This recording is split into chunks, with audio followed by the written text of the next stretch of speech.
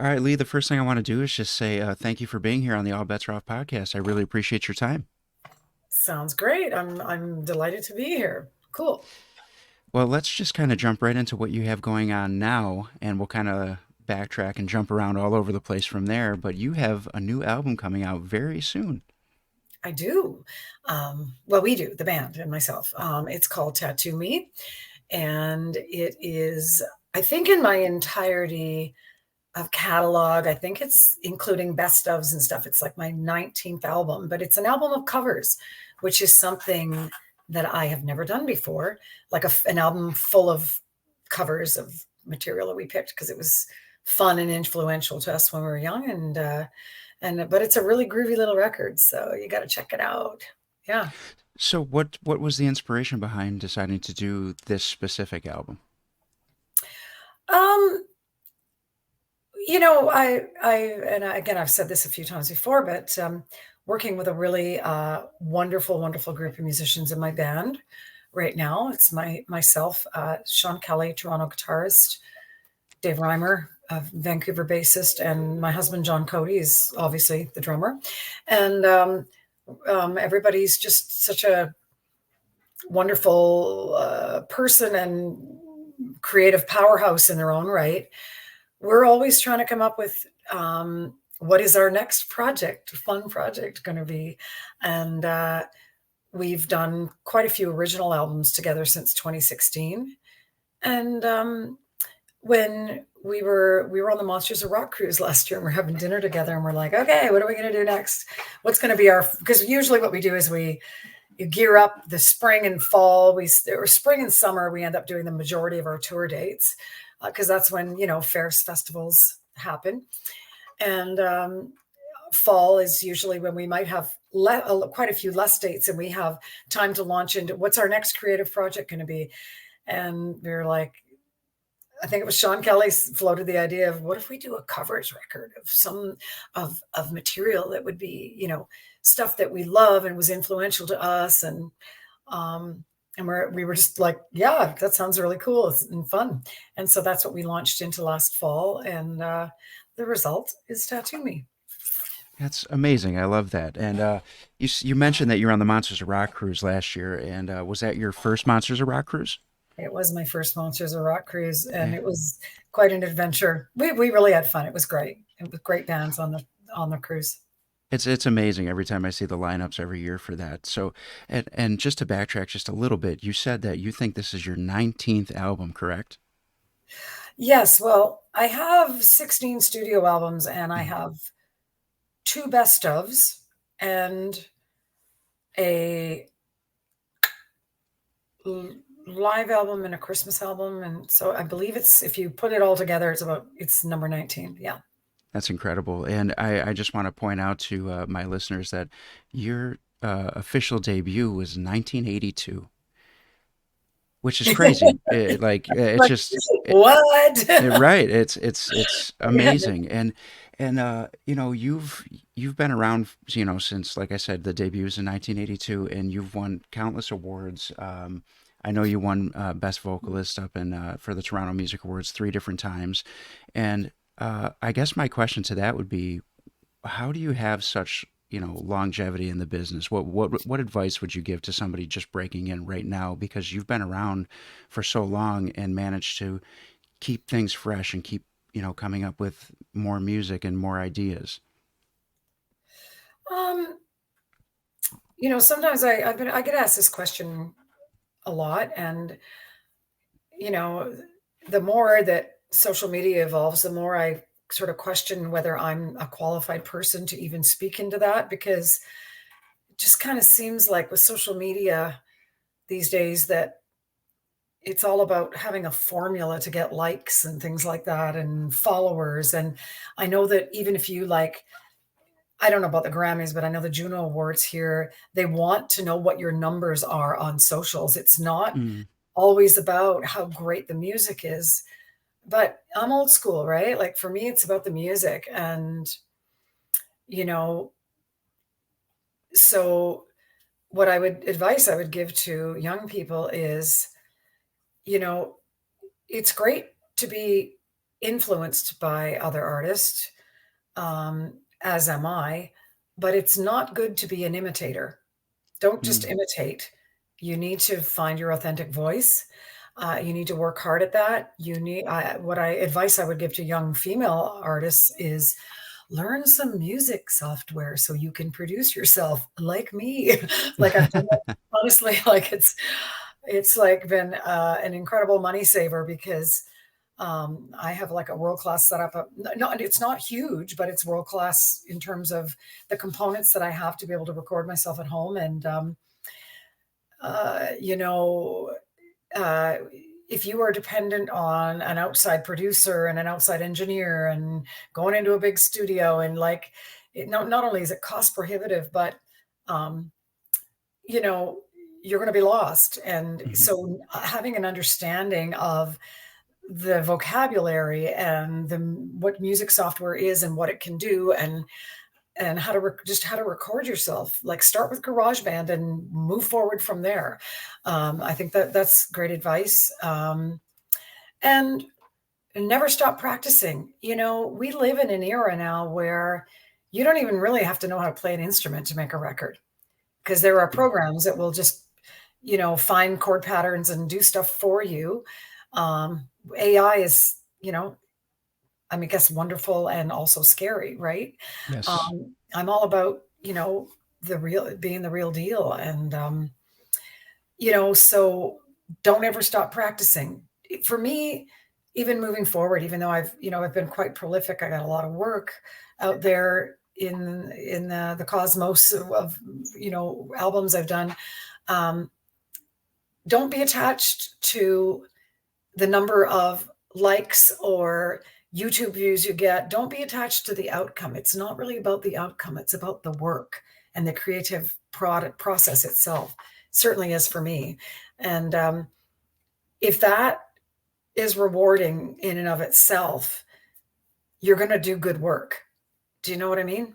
Absolutely. I absolutely know what you You're mean. going to produce something that's worth listening to. So, yeah. Well, I want to. You said something in there that triggered a thought for me, and that was you were talking about you know be yourself and don't just imitate other people.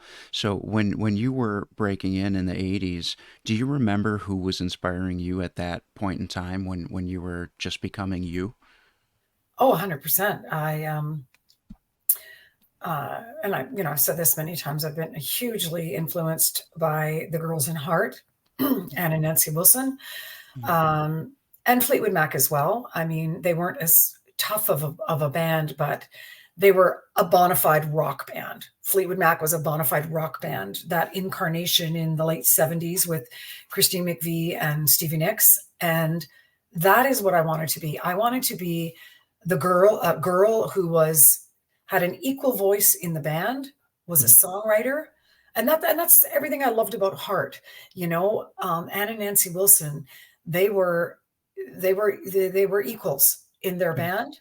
They were writing the songs, they were playing their instruments, they had a voice.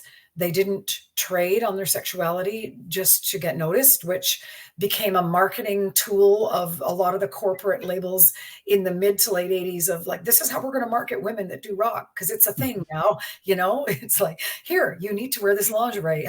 No, thank you. you know so it was hard because I mean I was the early part of my career somewhat of a pressured and a bit of a victim of some of that bad sex kitten marketing, which I tried to move away from as quickly as I rapidly as I could. But Mhm. and then that's everything that I loved about Anna and Nancy Wilson. Like I wanted to be them, I wanted to be that girl in the band. And Mhm. so yeah, and I mean, I loved Led Zeppelin, of course, and the Runaways, and I'm just trying to think, like, probably, Robert Plant and Ann Wilson. I listened over and over and over to them, and I've said this again many times before. They were the greatest vocal teachers. Just putting those vinyls on my little suitcase record player in my basement, and spending hours down there. We didn't have gaming, we didn't have social media, so I just sit down there and sing, Right. for Yeah. hours and hours. So yeah. Now, now you mentioned trying to get away from the that uh, like sex type of marketing. And did you find that when you did push away from that and pull away from that, did you see a difference in your career at that point where you were starting to be taken maybe more seriously? Oh, yeah. Yeah. Yeah, for sure. Um, you know, I stumbled through a few really awkward things when I was young. Um, I had this first manager, and he had wonderful ideas in terms of, like, taking me to England to showcase at the Marquee Club, and got us on eventually on Reading Festival. I mean, he had some great marketing ideas, but he had some that I wasn't completely aligned with, Mhm. unfortunately. You know, being a woman singing hard rock, especially in Canada, was hard enough in the beginning, in the early '80s. There was literally a handful of us around the whole world doing it. Oh, You know, yeah, there was yeah. me, Joan Jett, Lita Ford, Doro Pesh, Girl School. Hmm. There was a British band called Rock Goddess that came a little bit later, and they weren't as popular, but they were still really good. But there was you could count us on one hand, pretty much, right? Yeah. Um, and so, especially in Canada, that was still, you know, very parochial at that time, and I was there was no women in Canada doing that. So I was kind of an anomaly. Mm. And then, of course, being a young girl, and some of my early marketing pictures are me wearing these super sexy outfits and short shorts. And because I was just literally, I was 18, 19 years old. I didn't really know any better. I thought, oh, I guess this is what I'm being told to wear. This is how it's done. Hmm. And this industry person must know so much more than I do. And then that also was a bit of work to kind of against me, because people thought, like, because I was a songwriter as well, and people thought, well, she's just this pretty little tart that sings. And Mm-hmm. so then I was like, wait a minute, wait, back up here. And so that was, after this first couple, I was climbing out of a little bit of a hole of uh, a little bit of awkward marketing to be able to fight for some credibility. By the Hmm. time I got to my fourth album, the album with Powerline, and the fifth album, Body Rock, Hmm. in Canada, um, I was very fortunate to have been part of the inception of Much Music and MTV with my videos. So I was able to, like, more market myself the way that saw myself, and present myself the way I saw myself. And so that was advantageous, because then people got to see more of a full picture, right? Hmm. Yeah, yeah. Yeah. So when you talk about body rock, that was around 1989. So at that point in time, you mentioned some heavy hitters like Joan Jett and Lita Ford, but then Vixen comes onto the scene as well, and they had a lot of success with their self-titled album. So was that something that you kind of had your eye on at the time too? Like, oh, okay, like this is good for all of us as women that Vixen comes out, they go gold, and they're touring the world, and then you come out with Body Rock, and huge success for you. So did you ever look at Vixen and say like, okay, we got some more people paving the way for us?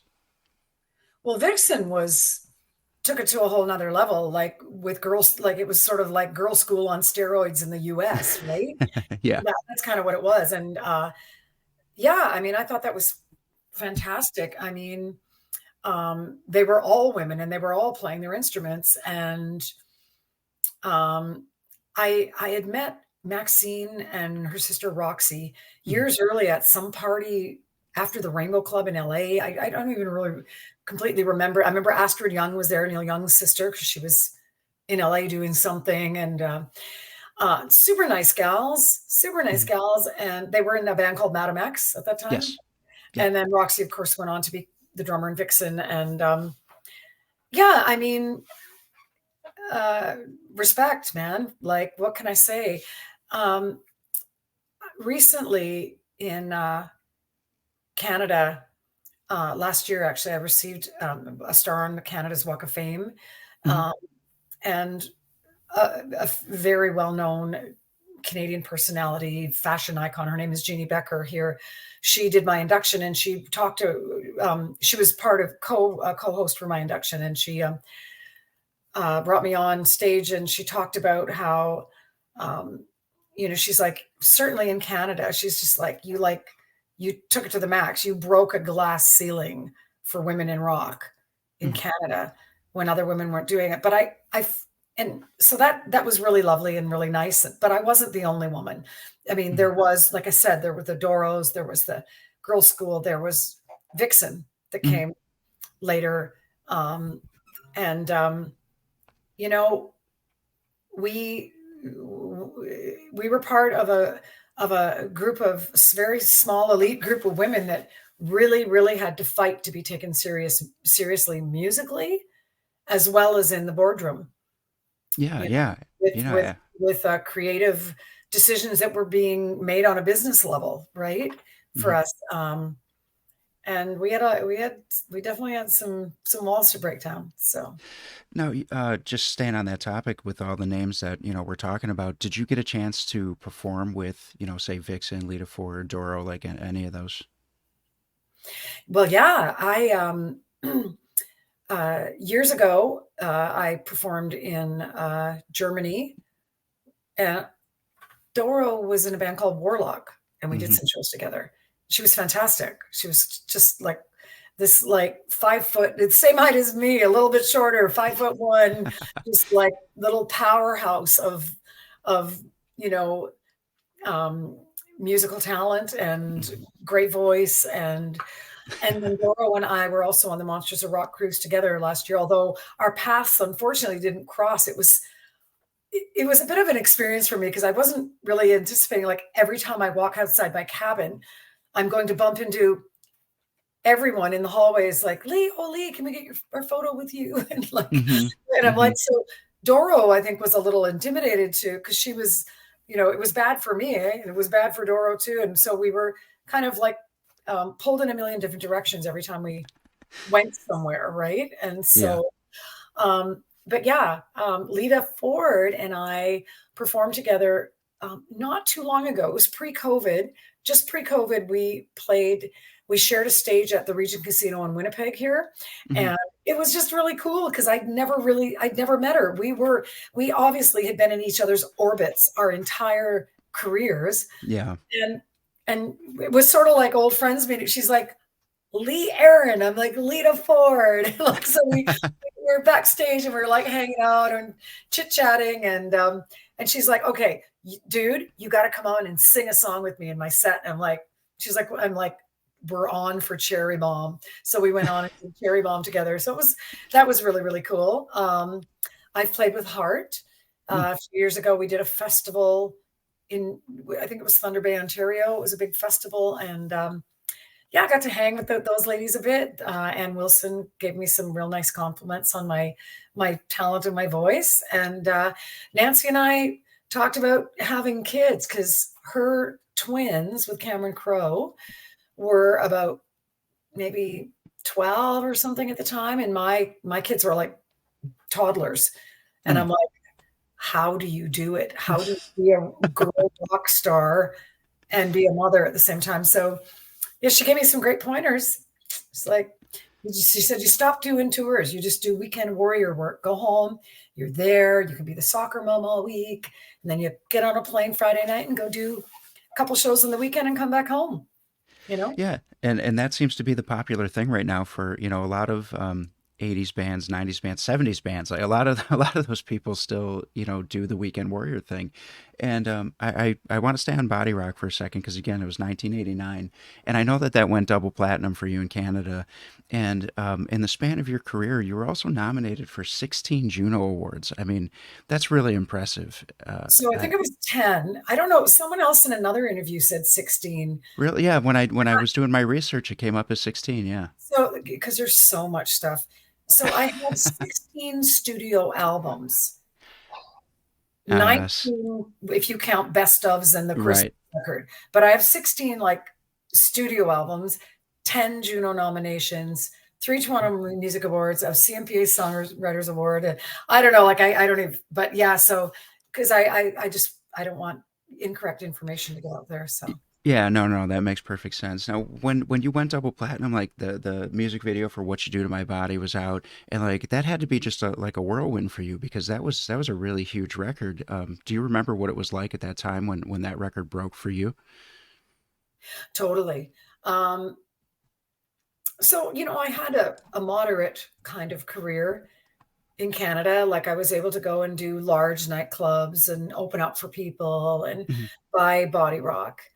But that album really blew things wide open. I think radio had been prepped for me because my previous album, the self-titled album, we released a song called Only Human, which was extremely, it was like a rock, soft rock ballad. It was very Mhm. radio friendly because I struggled to get radio play because the radio thought I was too heavy for the Oh, longest wow. time. And so it kind of primed radio for me. Mhm. And then What You Do to My Body and that video was just like people have told me they thought it was kind of fresh and new because we didn't rely on the fire and brimstone and the dark, metal kind of vibey stuff. And we were like, no, let's make this super fun.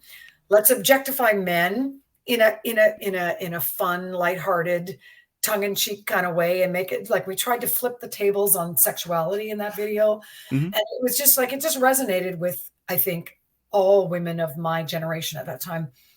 And so I was driving in our crappy little van. We were driving from our gig in Winnipeg. I think we just played the Zoo or something in Winnipeg, which was like a large rock club, but pretty dingy, pretty dingy venue. And we were driving, and I was asking my tour manager, like, okay, like where are we going next? Because we were on the road for like 6 weeks. Mhm. He's like, we're playing something called Barn. I think it was called Barn 22 or something. And Mhm. I'm like, we're playing a barn. He's like, yeah. I'm like, we're playing a barn. We're in our crappy little van driving across the prairies. We're going to play in a barn in the middle of nowhere. And I'm thinking, do I really want to continue doing this? And then we turned on the radio, and like, I don't remember which station. It might have been one of the main stations just out of Winnipeg as we were driving out of Winnipeg.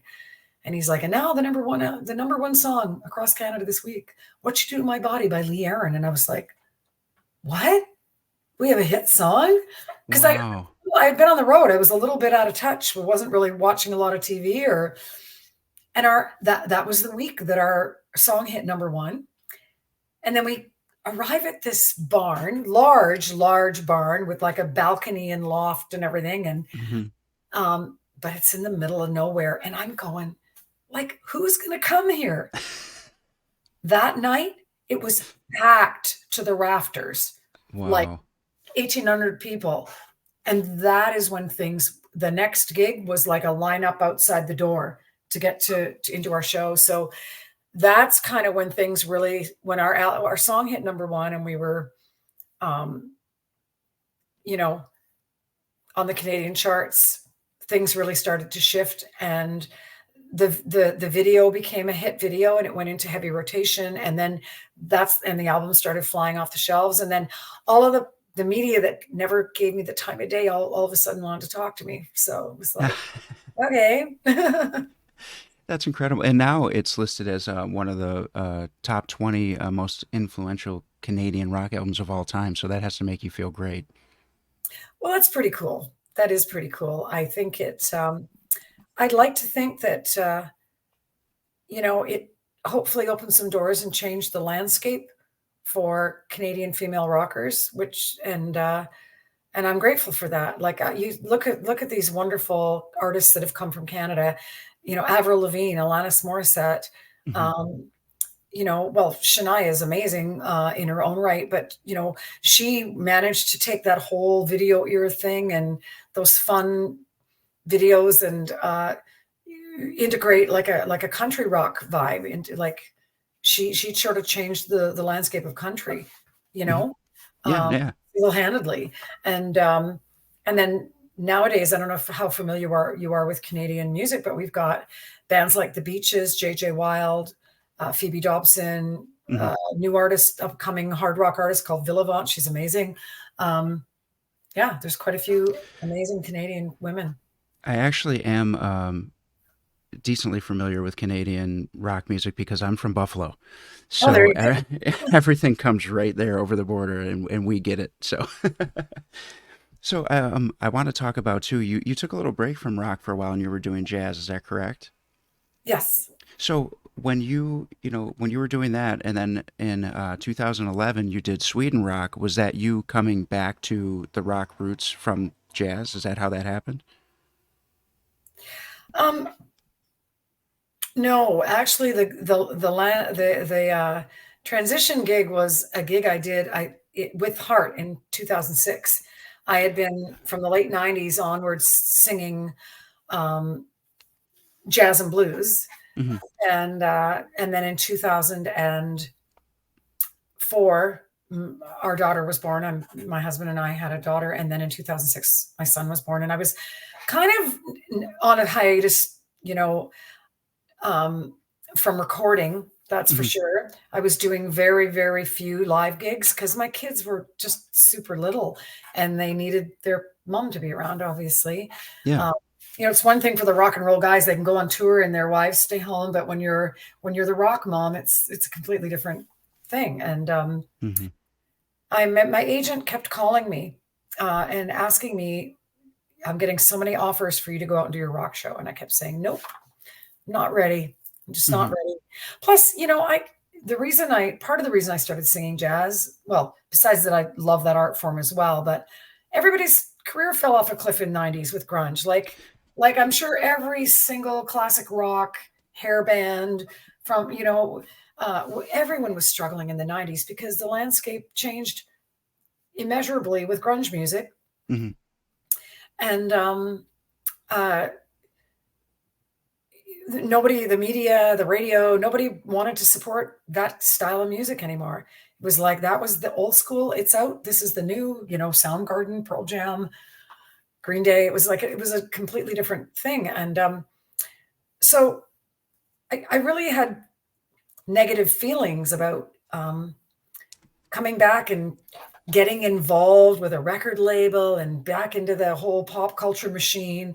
I felt kind of betrayed by it. So when my agent was calling me, asking me to go out and put my rock show back together, I was just like, no, I don't want to do it. And then when our son was about 6 months old, he called me and he said, "How would you like to play with Heart?" And I was like, dang, I can't say, I can't say that. I'm like, where and when? And then I'm like, okay, I'll put my rock show back together and go out and do that. So that's kind of what started that. Oh, okay, okay. I mean, still though, that Sweden Rock Fest is a pretty amazing show. So that had to be a wonderful experience for you to get back out there with that too. Totally, totally. Oh, that was such a great experience. Both times I played Sweden Rock Mm. was just awesome. Loved it. Now, is it true that in 2016 that was your first release of a rock album in 20 years? Not. It was my first. 1996. Yes.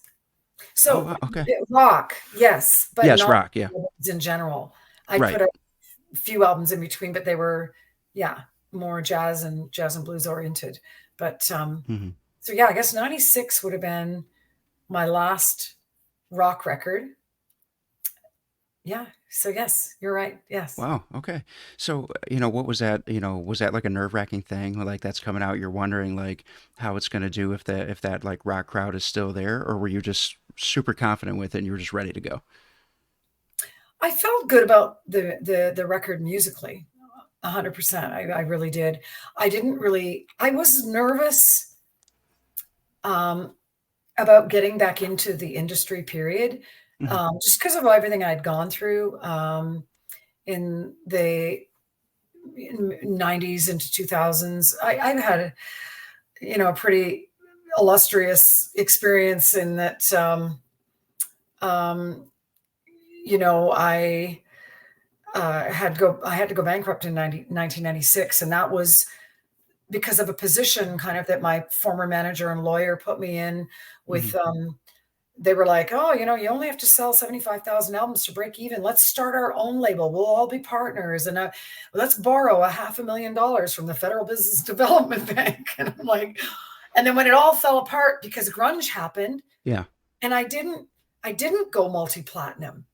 I didn't even come. I came about half close to breaking even. Hmm. They just kind of jumped ship, and I got left with the debt. So Oh, I wow. showed up in Vancouver one day and there were a bunch of banker boxes on my doorstep. My manager had sent out all my financial affairs, and I started going through the boxes. And this is true. And I was like, hmm, I'm like $426,000 in debt. And it was like, I had to make some decisions about what I was going to do. It was like, do I spend the next decade of my life and all of the future albums I'm going to do to make music to pay off the debt, or should I just go bankrupt and start all over? So I went bankrupt. Oh, wow. And that was that hip chick? Is that what that 1996. was? Hip chick music. That's correct. Yep. That Yep. so that was 96. And I mean, I'm not embarrassed. Honestly, it was the most freeing experience of my life. It was the best thing I ever did. Mhm. And it was a wake up call for me to take charge of my business affairs. So every album that I have done since 96 Mhm. has been on my own boutique label, and I have found licensors around the world Mhm. to license. Like I'm working in partnership with Metalville right now. They're great, by the way. They're fantastic, and a company called Propaganda in Canada. So Metalville would be. You're in. Are you in Vegas, Robbie? Vegas? I have to I ask. I am in New York. Oh, you're Yeah. well. That's a little bit of Yeah. a. Yeah, You're in New York. we'll get to that. So I'm on Orchard Sony in the States for distribution. I'm on Rough Mhm. Trade in Europe, Ward Music in Japan, and Metalville throughout Europe, and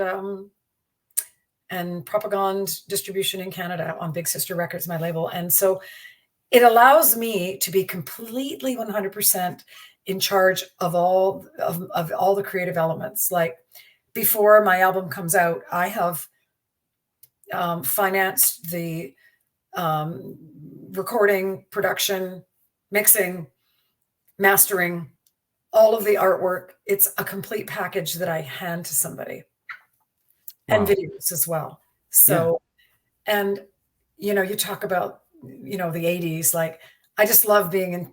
Not that I'm a control freak, but because I work in creative collaboration with people that I love when I make these things, and I work Mhm. with subcontractors. But I love being in kind of control of how I'm marketed and how everything goes now. Well, yeah, And it's and been much more financially successful for me now that I've taken charge of my own business affairs. oh, I can understand that completely. And with all the experience under your belt, it just makes, complete sense that you would know better. And you brought up the new album again, so I do want to close on that. But before I, have you do that, I just want to say that your Christmas album, Almost Christmas, is really good. And I love Thank you.